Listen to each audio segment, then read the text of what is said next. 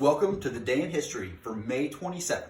Today is super cool. Today is the day that Priam's treasure is discovered in the ancient city of Troy. This is pretty exciting, and the big idea for today is that the path to an artifact's position in a museum often has a very interesting story. And what I mean by that is sometimes when we see stuff in museums, we think it was discovered and then it was just put in a museum and now we can learn about it. But oftentimes, especially with artifacts that were found a long time ago, that artifact or that item that they found travels and has a story of its own. And we'll talk about that today. So we are at the Dardanelles Straits. We're going to talk about Frank Calvert and Heinrich Schliemann and archaeology. I'll let you write this down. Here we go.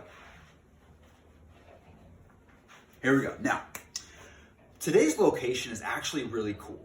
We've talked about the Silk Road before, and if you look at the little red dot on this map, you can see how it's right at a crossroads of many different cultures. We have Europe, Asia, Africa, the Middle East, and this place, right, is pretty near Istanbul, which is the capital of Turkey. Right in there is where we're at. Now, if we look closer, though, we can see that Dardanelles, or the Strait of Dardanelles, where the city of Troy is, you see that little red mark? That's about where the city of Troy was. It guards this little skinny entrance into the Inland Sea, which is right by Istanbul, which is right up here, which is the entrance to the Black Sea. So this is a really, what we would call strategically important or a very good place to guard.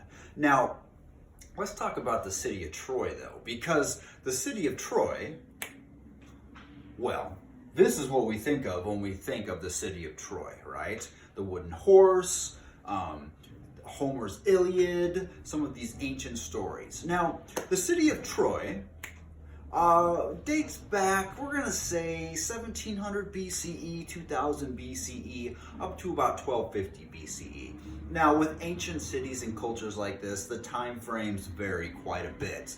But the city of Troy is extremely famous primarily because of Homer's work of fiction or work of history or work of literature, the Iliad, and a lot of the stories that came from there. So, I found some pretty cool reconstructions of the city of Troy. It was a city set by the sea so that they could watch the place where the ships would come in. It had huge walls. They think about 10,000 people lived there at certain points, but it has a really interesting history. Now, there's different layers that we've found at the city of Troy. And if you think about it, if you have a city that's in the same spot for like almost 1,000 years, that city's gonna grow and change and get conquered and then rebuilt. And so what happened is the city starts out small, and then it gets bigger and bigger and bigger and bigger, and the walls get bigger and more people move in.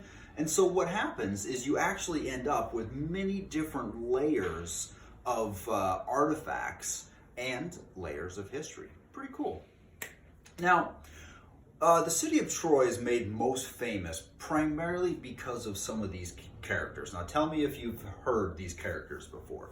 Have you heard of Achilles, right? The Achilles heel, right here. He was a mythical ancient demigod, is that right? I don't know. I'm sure you guys that have read Rick Riordan and all them know all about Achilles. But there was Hector, there was Agamemnon, Helen of Troy, who was apparently the most beautiful woman in the entire world. Who else? Priam, who we're talking about here. Paris. So these are ancient stories that you will learn about if you don't already know about it. Now, I'm not going to go into the whole story of the history of Troy because I think we have another day where we actually talk about the discovery of Troy. I don't know if we're going to get to it this year, but we'll see. Now, let's move on. Let's talk about Frank Calvert. Now, he was an Englishman that was an archaeologist, and he started excavating the place or digging up the place where Troy was thought to be found. And he found quite a bit of stuff. But about 7 years later, Here's the site. This is just one of the many pictures. If you Google City of Troy excavation, you can come across all kinds of cool pictures. But this guy here, Heinrich Schliemann, shows up about 7 years later. And he's running a crew of excavators, which is primarily local Turkish people that he hired to dig up and look for stuff. Now, he was an amateur archaeologist, and at this time period, they were really concerned about finding artifacts because there was a huge craze for ancient artifacts from old civilizations. And so this was before we really wanted to protect the site. Nowadays, when we excavate an ancient site, we're very careful not to disturb too much so that we can get clues. But back in this time period, they just dug holes trying to find stuff. And the story goes is that Heinrich Schliemann shows up one morning at like 7 a.m. and he's looking around and he sees something in a ditch sticking out that looked like a little plate or a piece of gold. And so he immediately tells everybody, we're going to take our daily nap or our daily break. And everyone's like, it's 7 o'clock in the morning. Why are we taking a break at 7? And he's like, just take a break. I'll pay you for the entire day. You get a whole day off. It's my birthday. He told people it was his birthday. So everyone goes home and he digs this stuff up and he finds Priam's treasure. I really like days in history where we have treasure, because he finds all of these pieces here. There's goblets, there's gold necklaces, thousands of pieces of little like hairpins in gold, rings, giant gold like hair holder things, these beautiful tiara gold like head coverings, amazing stuff. And he finds it all, and he pretty much sneaks it out of Turkey and takes it back to Germany, which made the Turkish people really mad because he pretty much stole a bunch of treasure that he found on their land. And he had made a deal with the Turkish people to split it 50-50, so half and half. Eventually, the Turkish people, the Turkish government sued him, and he had to pay like a little bit of money. Not that much, not what it was worth, it is said.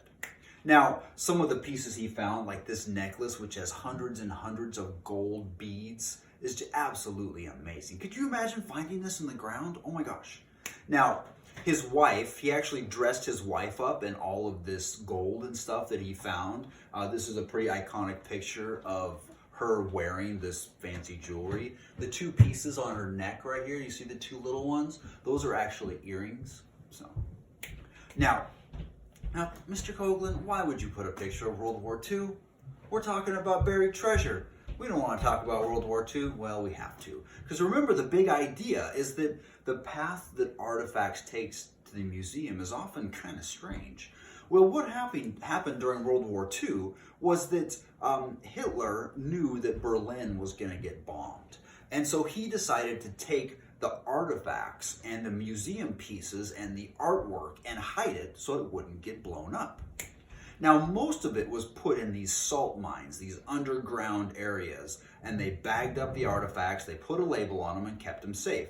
This is one of the famous locations they found of all these artifacts. But you know what they didn't find there? They didn't find Priam's treasure. Now, they found it here. This is crazy.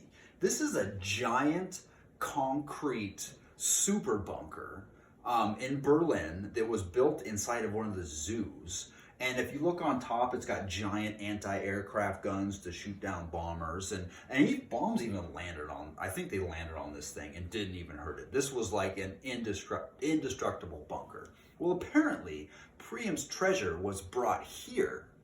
And then when the Allies captured Berlin in World War II, the pieces got sent to Russia. And they got sent to the Pushkin Museum.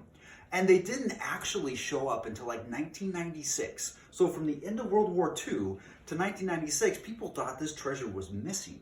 But apparently it was in a crate in a box at this museum, and then they finally put it on display. And now you can actually go to Russia and see it in the Pushkin Museum. Pretty cool story. Ends up from a ditch in the ground in Turkey to a museum in Russia. Pretty crazy. City of Troy, a pretty fantastic place to do research on. There's a lot of cool stuff you can learn about this, and there's a lot of really good resources because of how popular it is. I hope you liked today's Buried Treasure Day in History. See you.